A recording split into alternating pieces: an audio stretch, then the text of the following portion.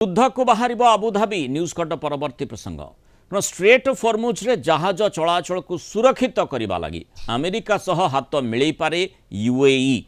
America सेना को सहायता करिपारे यूनाइटेड अरब एमिरेट्स।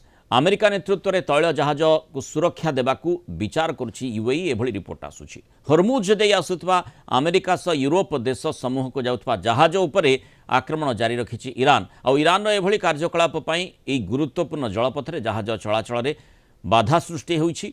आंचलिक सुरक्षा चिंता सह अंतर्जातीय जहाजर सुरक्षित चलाचल पई ईरान ठारू हरमुज को मुक्त करने लगी अमेरिका प्रचेष्टा करि आसुछि। पूर्वरु हरमुज को युद्ध जहाज पठेबा पई चीन, फ्रांस, जापान, दक्षिण कोरिया ठारू अमेरिका आशा रखिथिला। अपील मध्य ट्रम्प से भली करथिले, हेले अमेरिकार दाबी को चीन से अनेक देश अग्राह्य कर देथिले। मध्यप्राच्य युद्ध बेले ए गुरुत्वपूर्ण जलपथ को तार शत्रु देश लगी जहाज चलाचल ईरान बंद कर देछि। फल यूएई रु अशोधित तैल रप्तानी बाधा प्राप्त होछि। एपटे यूएई अमेरिका नेतृत्व में होता जहाज सुरक्षा प्रयास रे जोगदेले स्थिति आहुरी अधिक बिगड़बार संभावना रही। हरमुज दे विश्वर प्राय 20% तैल कारबार जेहेतु होता है से कहुच्छी यूएई यही प्रसंग को अति गुरुत्वर सह नेउछि अमेरिका सहित साथ दे पारे। आम आलोचना करबा आम सहित अंतर्जातीय व्यापार विशेषज्ञ डॉक्टर निहारंजन दास जोड़ी। डॉक्टर दास स्वागत करिबा आलोचना को।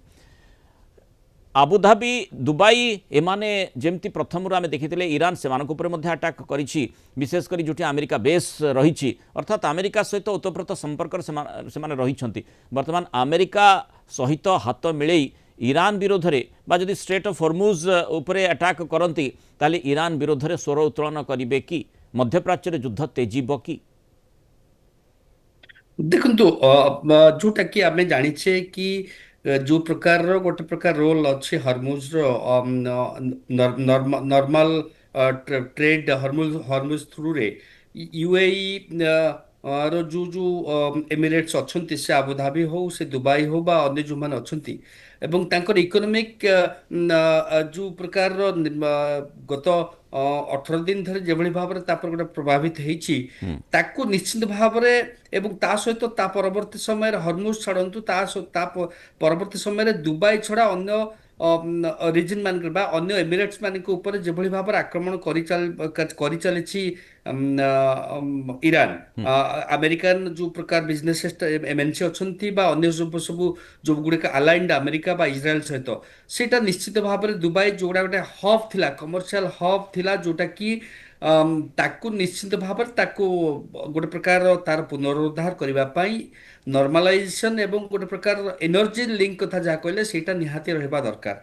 से निश्चित भाव में यहाँ यूएई हो बा सऊदी अरब हो तार गोटे प्रकार इंटरेस्ट उपर निश्चित भाव में कि तुरंत ईरान रो आक्रमण बंद करा जाओ बा सी लेन जोटा अच्छे शिपिंग लेन सेटा को गोटे प्रकार सेफ एवं सिक्योर करा जाओ।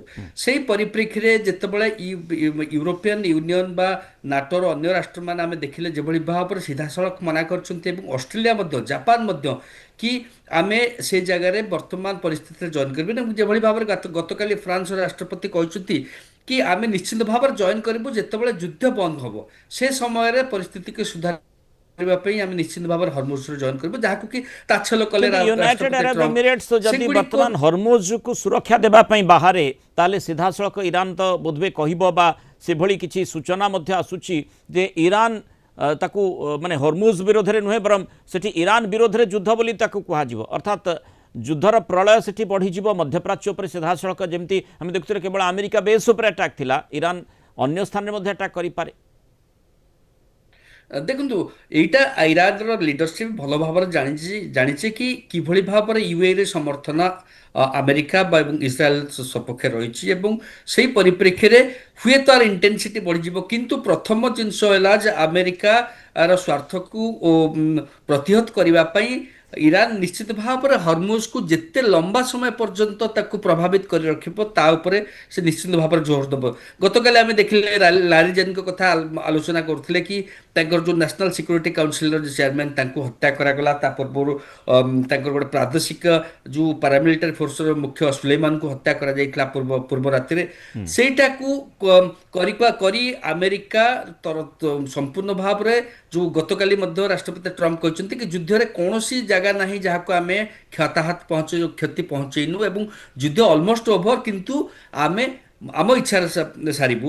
ସେ ପରିପ୍ରେକ୍ଷୀରେ କେବଳ ଗୋଟିଏ ମାତ୍ର ଇଣ୍ଟରେଷ୍ଟ ବା ଯୋଉଠିକି ସାରା ବିଶ୍ୱକୁ ପ୍ରଭାବିତ କଲା ଭଳି ବା ବିଶ୍ୱର ଜନମତ ଯୋଉଟା ଆମେ ଅତୀତରେ ଆଲୋଚନା କରୁଥିଲେ, ସେଥିପାଇଁ ହରମୁଜ ଉପରେ ତାର ଆକ୍ରମଣକୁ ଜାରି ରଖିବା, ଗୋଟେ ପରେ ଗୋଟେ ଆମେରିକା ସହିତ ଆଲାଇନ୍ଡ ଯୋଉ ସିପିଂ ଲାଇନ୍ସ ଅଛନ୍ତି ତା ଉପରେ ଆକ୍ରମଣ କରିବା ପାଇଁ ନିଶ୍ଚିତ ଭାବରେ ସେ ଜାରି ରଖିବେ। କିନ୍ତୁ କଥା ହେଲା ଯେ ଇଏ ଗୋଟେ ପ୍ରକାର ଓପନଲି ୟୁଏଇ ଗୋଟେ ତାର ଓପନଲି ଆସିଯିବ କି ଆମେ ନିଶ୍ଚିତ ଭାବରେ ଇରାନ ହରମୁଜରେ ଜଏନ୍ କରିବାର ଅର୍ଥ ଯାହା ଆପଣ କହିଲେ ଇରାନ ବିରୋଧରେ ବାହାରିବା, ସେଇଟା ତାର ଗୋଟେ ପ୍ରକାର ଅର୍ଥ ତେଣୁ ସେଠି ସେମାନେ ଇରାନ ବାହାର କିଭଳି କରିବେ। ଏବଂ ପ୍ରତିକ୍ରିୟାଶୀଳ ହେଉଛି ତାପରେ ନିଶ୍ଚୟ ନଜର ରହିବ। ଆଉ ଯେମିତି ଆମେ ଜାଣିଛେ ଇରାନ ଷ୍ଟ୍ରେଟ୍ ଅଫ୍ ହରମୁଜକୁ লিভরেজ হিসাবে ব্যবহার করুছি, যেপাই যে শত্রু রাষ্ট্রর জাহাজ গুড়িক উপরে নজর রখিছি তাকে আক্রমণ করুছি, সেইপাই প্রভাবিত হচ্ছে মধ্যপ্রাচ্য, তার বাণিজ্য প্রভাবিত হচ্ছে। সেইলাগি কুহযাচ্ছে যে মানে হরমুজকু ইরান মুক্ত করা প্রয়াস জারি রয়েছে। আমেরিকা তার প্রয়াস জারি রখিছি। এপটে मध्यप्राच्यर जो देशगुड़िक रही यूएई इत्यादि से सामिल हो पारती। ये सांघातिक स्थिति आड़ को युद्ध को नहीं पारे।